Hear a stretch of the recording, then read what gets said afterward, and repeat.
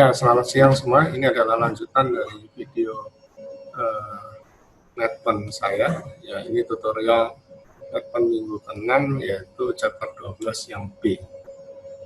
Ya, kalau kita pada saat sebelumnya berhenti sampai slide 15, ini akan dilanjutkan pada slide 16 yang terakhir.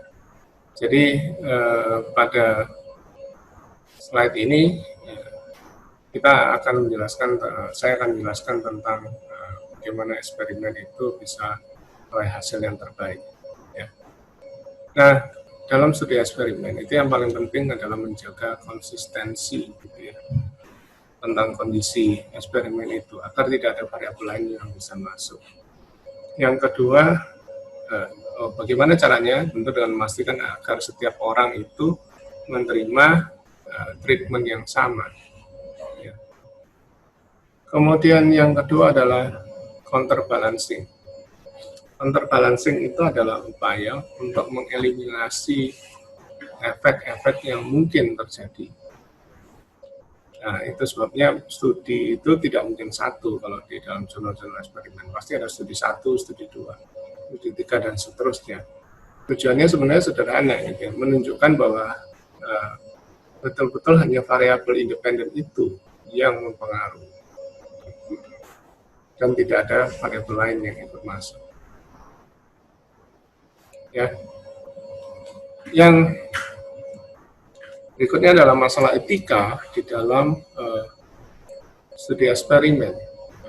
Karena studi eksperimen itu tidak bisa memberitahukan tujuan penelitian sesungguhnya, karena dia akan merusak eksperimen itu sendiri. Ya. Yang kedua adalah tentang hipotesisnya sendiri, itu seringkali tidak bisa dijelaskan. Ini ada contoh tentang kompetitor, saya skip. Nah, ini dalam isu-isu dalam practical experimental design. Ya. Jadi ada yang namanya basic experimental design dan lawannya adalah factorial. Kalau basic experimental design, independent variabelnya enggak, sementara kalau factorial itu lebih dari satu. Nah, kemudian ada yang namanya laboratory eksperimen dengan field eksperimen. Ya, kalau laboratory eksperimen, ini eksperimen dilakukan di sebuah ruangan, gitu ya, dan semuanya serba terkontrol. Sementara kalau field eksperimen dilakukan di ruang terbuka, di lapangan, bisa di pusat perbelanjaan atau di pusat keramaian. Nah, ada plus minusnya tentu ya. Kalau laboratory eksperimen dia lebih tertata, kemudian independen variabel bisa dipastikan, tidak hanya dia mempengaruhi, extraneous variabel dibuang. Sementara kalau field eksperimen, keunggulannya adalah dia lebih menggambarkan kondisi real di lapangan, ya, menggambarkan kondisi real di lapangan. Kritiknya extraneous variabel sering masuk. Kalau ini extraneous variabel terjaga, tapi kritiknya adalah tidak menggambarkan kondisi real di lapangan. Kemudian within subject design dengan between. Kalau within subject design itu analisis perbandingannya hanyalah pada satu kelompok, lalu diberi treatment 2 kali yang berbeda, kemudian dibandingkan efeknya.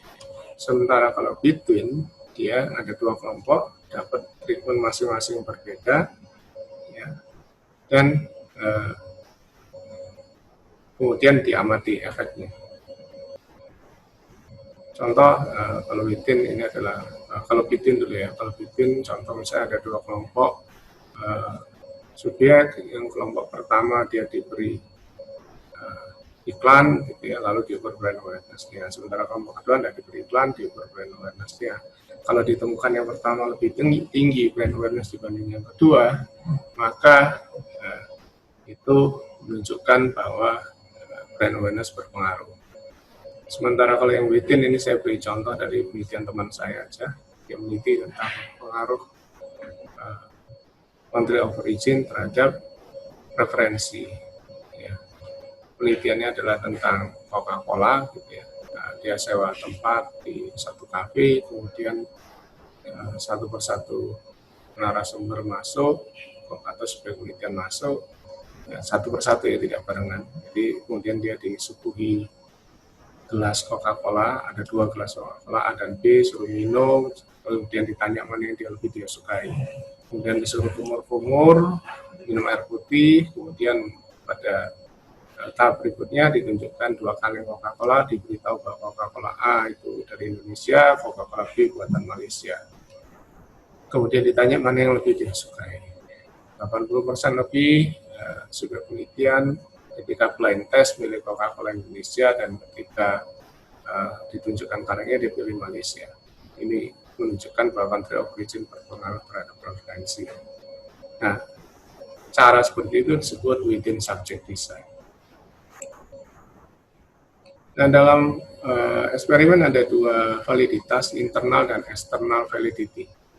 Ya, kalau internal validity itu terkait dengan metodologinya, apakah valid atau tidak. Sementara kalau external validity terkait dengan generalisasi.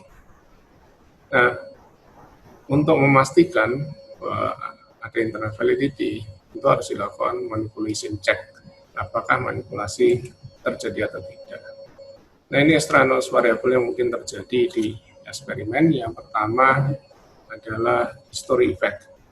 Bisa jadi karena latar belakang sejarah atau lingkungan dari narasumber itu berpengaruh. Itu sebabnya disarankan supaya penelitiannya sebaiknya mungkin. Contoh, Gen X dengan millennials tentu punya preferensi merek yang berbeda.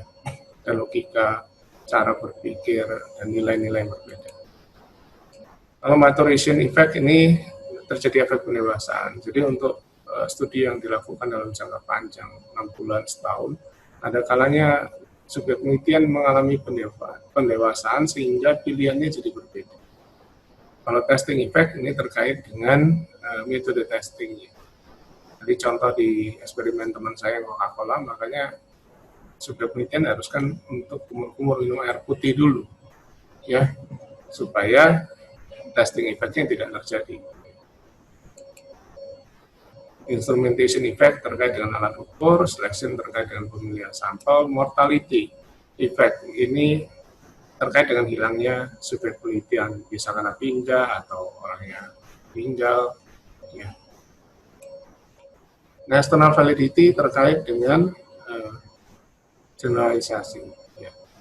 Yang dikejar adalah internal validity dulu, baru kemudian kalau bisa tercapai external validity.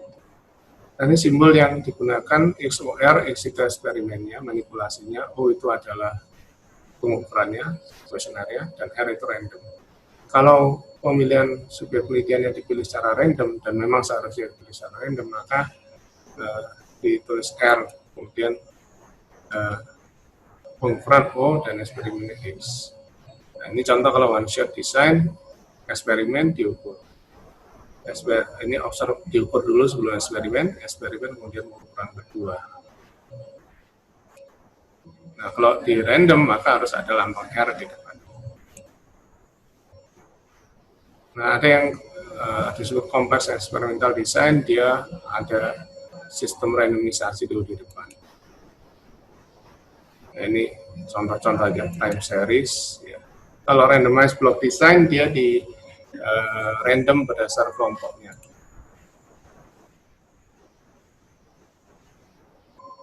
Nah, kalau factorial design ini sebuah desain yang dirancang memang untuk melihat interaksi antara 2 independen variabel terhadap satu dependen. Main effect tadi sempat dijelaskan di atas, ya, efek utama yang terjadi, interaction effect, interaksi antara 2 independen dan efeknya terhadap satu dependen variabel. Nah, ini contoh interaction effect antara sex dan advertising copy, antara laki perempuan dengan interaction copy. Ya. Jadi kalau yang diukur dependennya believability, kemudian untuk iklan A, perempuan itu menganggapnya sangat bisa dipercaya.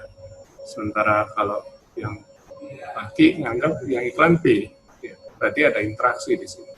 Oke, saya kira demikian tutorial saya.